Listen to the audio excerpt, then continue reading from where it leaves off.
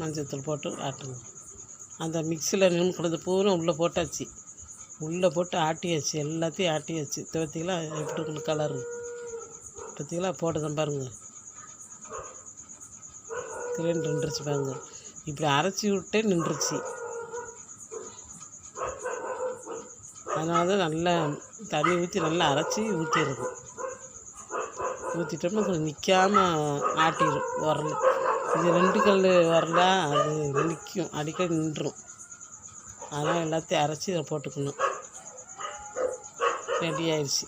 இந்த வெங்காயம், கருவேப்பிலை, கடுகு போட்டு தாளிச்சல்ல, அது ஆறுனதும் இதில் ஊற்றி கலக்கிடுங்க. முருங்கை இலை போடுங்க.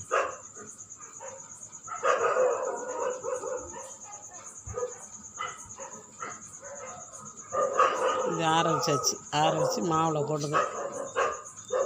மாவில் போட்டு நல்லா கலக்குங்க. தேவையான உப்புலாம் போட்டு நல்லா கரெக்டாக வச்சுக்கோங்க. வச்சுக்கிட்டு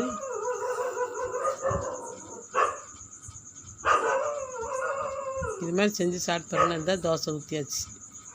அடை தோசை, முறு அடை தோசை சூப்பராக இருக்கும். சத்தான அடை தோசை, உடம்புக்கு ரொம்ப சத்து. சுகர் இருக்கிறவங்க இதை அடிக்கடி சாப்பிட்லாம். சாப்பிட்டிங்கன்னா நல்லது. இன்றைக்கி நைட்டு இதுதான் எங்கள் வீட்டில் டிஃபன். பார்த்திங்களா எவ்வளோ அழகாக இருக்குன்னு, பவர்ஃபுல்லாக இருக்கா?